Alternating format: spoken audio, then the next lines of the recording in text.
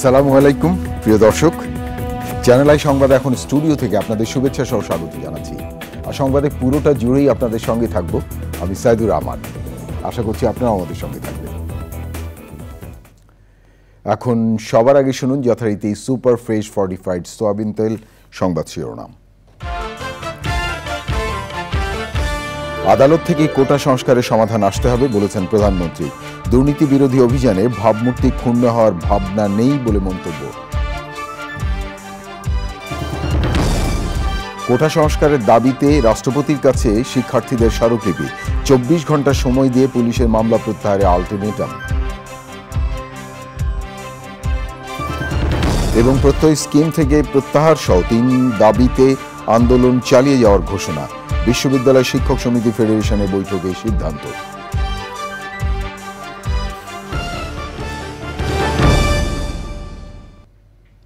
ধন্যবাদ প্রিয় দর্শক আমাদের সাথে যোগ দেওয়ার জন্য।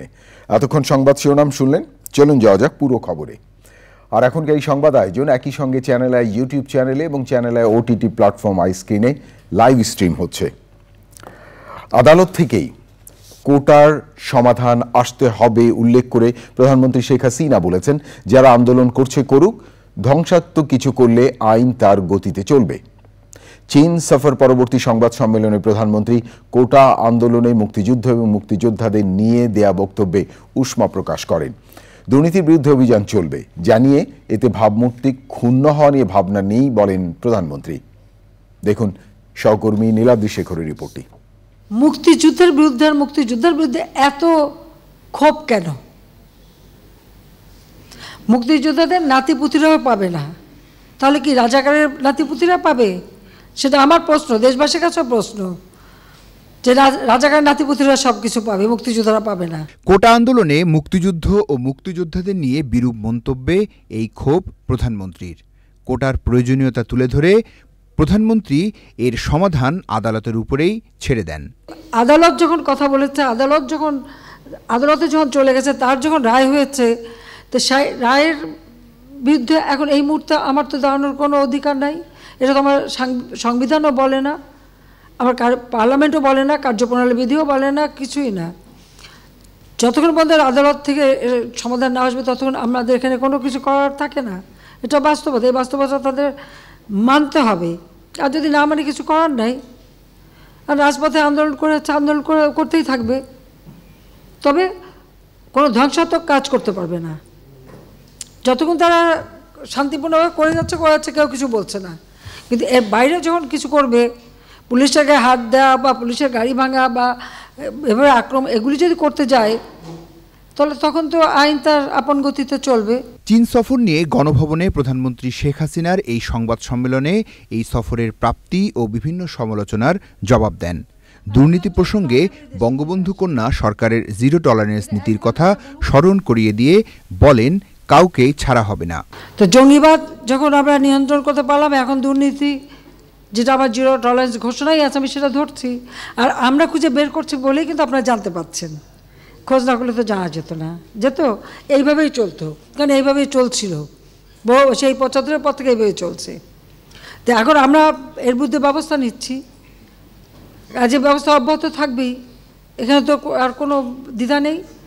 আমি ওটা বিশ্বাস করি না যে আমি এটা ধরলেই একবারে আমার সরকারি ইমেজ নষ্ট হবে। আমি এটা বিশ্বাস করি না। আমার দায়িত্বই হচ্ছে যে অন্তত এই যে সমস্ত অনিয়মগুলি আছে সেগুলি ধরে একটা জায়গায় নিয়ে আসা, দেশটাকে সুস্থভাবে নিয়ে আসা, সেটা আমরা করার পদক্ষেপ নিয়েছি, কাজে এটা অব্যাহত থাকবে। বিশ্ববিদ্যালয়ের শিক্ষকদের পেনশন নিয়ে খুঁটিনাটি বিষয়ে পর্যালোচনা করছেন বলে জানান সরকার প্রধান। যুক্তরাষ্ট্রের সাবেক প্রেসিডেন্ট ডোনাল্ড ট্রাম্পের উপর হামলাকে দুঃখজনক বলেও মন্তব্য করেন প্রধানমন্ত্রী শেখ হাসিনা। মানুষকে বলতে পারি গুজবে কান দিয়েন না, এর বেশি আর কি করতে পারি? গুজব, আর কেউ যদি মিথ্যে কথা বলে শান্তি পায়। Niladri Shekhar, channel I, Dhaka. Quota সংস্কারের দাবিতে আন্দোলনরত শিক্ষার্থীরা রাষ্ট্রপতি বরাবর স্মারকলিপি দিয়েছেন। জাতীয় সংসদে জরুরি অধিবেশন ডেকে কোটা সংস্কারের পদক্ষেপ নিতে সরকারকে 24 ঘন্টার সময় বেঁধে দিয়েছেন আন্দোলনকারীরা। 24 ঘন্টা পর্যবেক্ষণের পর পরবর্তী কর্মসূচি নির্ধারণ করার কথা জানান তারা।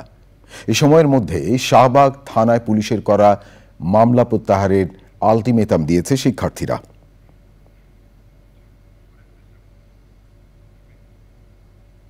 প্রিয় দর্শক, এবারে অন্যান্য খবর।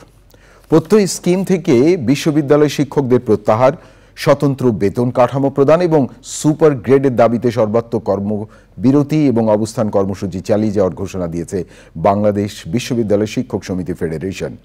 রোববার সন্ধ্যায় ঢাকা বিশ্ববিদ্যালয়ের ছাত্র শিক্ষক কেন্দ্রে আয়োজিত আলোচনা সভা শেষে এক প্রজ্ঞাপনে এ কথা জানানো হয়। সংবাদ সম্মেলনে উপস্থিত ছিলেন বাংলাদেশ বিশ্ববিদ্যালয় শিক্ষক সমিতি ফেডারেশনের সভাপতি অধ্যাপক ডক্টর মোহাম্মদ আখতারুল ইসলাম, সংগঠনটির মহাসচিব অধ্যাপক ডক্টর নিজামুল হক ভূঁইয়া সহ আন্দোলনকারী শিক্ষকরা। প্রত্যয় স্কিম বাতিলের দাবিতে গত 1 জুলাই থেকে সব পাবলিক বিশ্ববিদ্যালয়ের শিক্ষকরা আন্দোলন করে আসছে।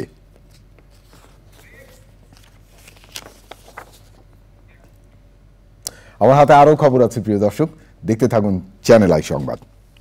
এবারে বিরতি, আর বিরতির পর ফিরে এলাম আমি সাইদুর রহমান। ধন্যবাদ প্রিয় দর্শক আবারও চ্যানেল আই সংবাদে যোগ দেওয়ার জন্য। এবারে আমিন জুয়েলার্স আন্তর্জাতিক সংবাদ।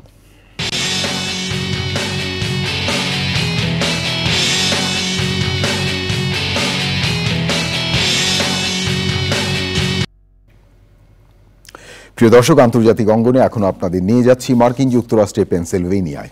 পেনসিলভেনিয়ার নির্বাচনী সমাবেশে গুলিতে সাবেক মার্কিন প্রেসিডেন্ট ডোনাল্ড ট্রাম্প আহত হয়েছেন। তিনি এখন শঙ্কামুক্ত।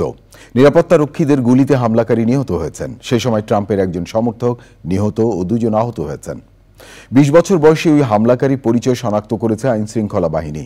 যুক্তরাষ্ট্রে এমন অবিশ্বাস্য ঘটনা কখনো হয়নি বলে মন্তব্য করেছেন ডোনাল্ড ট্রাম্প। হামলার নিন্দা জানিয়েছেন মার্কিন প্রেসিডেন্ট জো বাইডেন। এবারে এই কৃষি সংবাদ।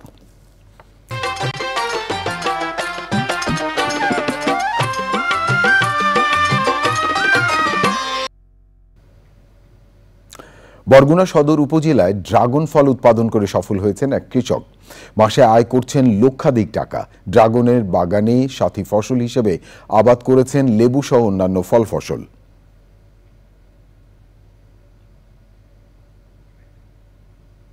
প্রিয় দর্শক, এখন দেখবেন প্রকৃতি সংবাদ।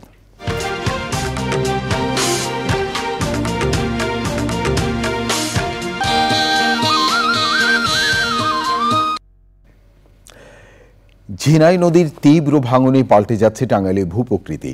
অপরিকল্পিতভাবে বালি ও মাটি উত্তোলনের কারণেই ভাঙন বেড়েছে বলে অভিযোগ করেছেন ভুক্তভোগীরা। ভাঙন প্রতিরোধে দ্রুত প্রয়োজনীয় উদ্যোগ নেওয়ার দাবি তাদের।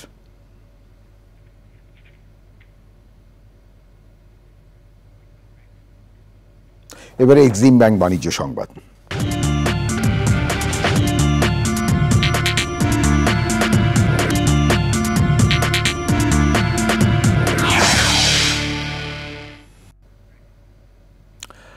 প্রয়োজনীয় পণ্যের জন্য 8 কোটি মানুষের নির্ভরযোগ্য বিতরণ ব্যবস্থা হতে চায় বাংলাদেশের স্টার্টআপ কোম্পানি শপআপ। রাজধানী একটি হোটেলে বহুজাতিক ও দেশীয় বিভিন্ন কোম্পানির ঊর্ধ্বতনদের সাথে নিজেদের পরিকল্পনার কথা জানান শপআপের কর্ণধাররা। কোম্পানির 65% বিদেশি বিনিয়োগ বলে জানান তারা। বাংলাদেশের প্রথম কোম্পানি হিসেবে বিশ্বের সবচেয়ে বড় শেয়ার বাজার নাসডাকে তালিকাভুক্ত হওয়ার পাশাপাশি লাভজনক প্রতিষ্ঠান রূপে স্টার্টআপ থেকে উন্নীত করে বহুজাতিক বিনিয়োগ কোম্পানি হতে চায়। আলোচনায় শপআপের প্রেসিডেন্ট মামুন রশিদ, প্রতিষ্ঠাতা আফিফ জমান সহ অন্যরা উপস্থিত ছিলেন। প্রিয় দর্শক, থাকুন চ্যানেলের সঙ্গে। ফিরছি একটু পরে আরও খবর নিয়ে। আবারও বিরতি, আর বিরতির পর যা দেখতে পাবেন।